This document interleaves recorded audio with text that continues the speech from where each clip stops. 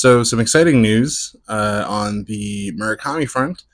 I have a copy of his new book, The City and Its Uncertain Walls. I started reading it this week, and I gotta say, I really like it so far. If you've been following the release of this book, it came out in Japan some time ago at this point, and the only real information I've had about it is that it is in some way connected to Hard-Boiled Wonderland and the End of the World. So going into the book, I was thinking like, okay, maybe it's going to be a little bit more genre. It's going to be a little more of like a detective, not a detective story, but like kind of a noir sci-fi thing like the first one was. But now that I'm like 10 or 11 chapters into it, it's not like that at all. It's really interesting and kind of a cool move on his part, to be honest. Whereas Hard-Boiled Wonderland and the End of the World is, a little bit more of a mystery and a little bit more of like a sci-fi thing.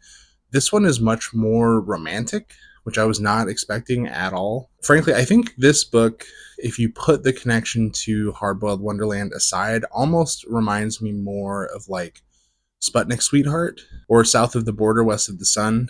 I don't want to give too much of it away. I'll do a video, once we get closer to the actual English release date of the book that gets into more spoilers and stuff like that. But all I'll say is that there is sort of a relationship element to the story, and the way he writes it is really, really nice. It's very romantic. It's very like nostalgic, has this sort of like wistful feeling to it.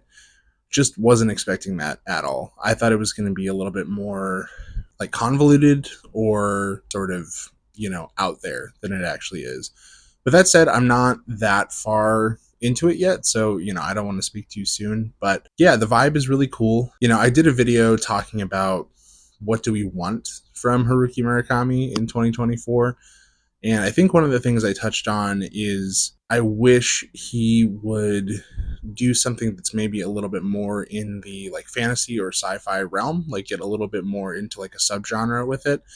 And he definitely is doing that here, but not in the way that I would have like predicted. I've watched a few kind of spoiler-free reviews of the book from when it came out in Japan, and then I know it's been released in Germany and a bunch of other places. There's a really great channel called Haruki Murakami Art that I'll show right here. He has a spoiler-free review of the book, and one of the things that I totally agree with is that it seems like Murakami is kind of in not his feelings, but he's doing a lot of contemplation about where he's at in his life and his career, and that shows in the book for sure.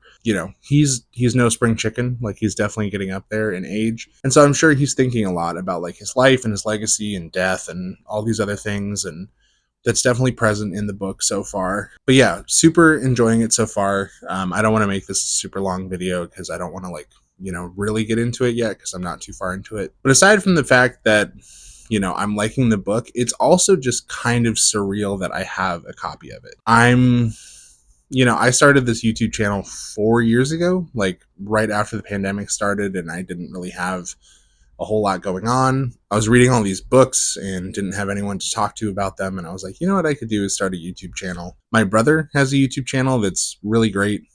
He has a lot more followers than I have. And so, yeah, I decided to just start talking about these books that I was kind of obsessed with, and one of the first videos I ever did was about the Wind-Up Bird Chronicle. And so to be sitting here like in a position where I have more followers than I've ever had before, and I have sort of the pull that can allow me to get a copy of this book from this author that I've loved for years and years and years, and all of a sudden like I have a copy of it months before it gets released to the general public, like it's so fucking cool, dude. Like, it makes me so happy. Yeah, I don't know. I've never really had something like that before. So, yeah, just on a personal note, it's just something I'm very happy about. So, yeah, it's been cool. I'm going to keep chugging through it. It doesn't come out until November in the United States, but I'm hoping I'll get it finished within the next month or so. I'm reading a few different things right now. I've got The City and Its Uncertain Walls. I'm also reading an advanced reader copy of Ken Liu's new translation of The Tao, which has also been very good. I'll make a video about that soon. And I'm still in the middle of Shogun, because that thing is a fucking monster.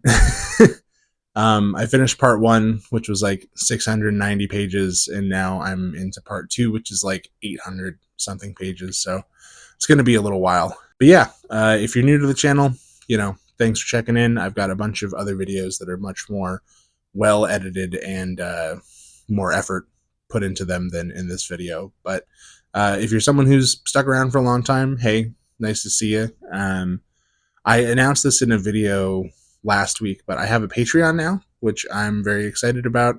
You can find the link to it below in the description. It's nothing crazy, but if you want to toss me a couple bucks a month, great. My channel also just became eligible for monetization, which is rad. It's not actually set up yet because it takes for fucking ever. But yeah, I've been really grinding at this channel for like, I don't know, 7-8 months now. And it's cool seeing, something come of it. Even if it's just something small, it just feels good, Anyway, that's all for now. Thanks for watching, and I'll keep you updated as I get further into the book. Thanks. Have a great day. I'm sitting on a yoga ball right now. I feel like Nakey Jakey. Anyway, bye-bye.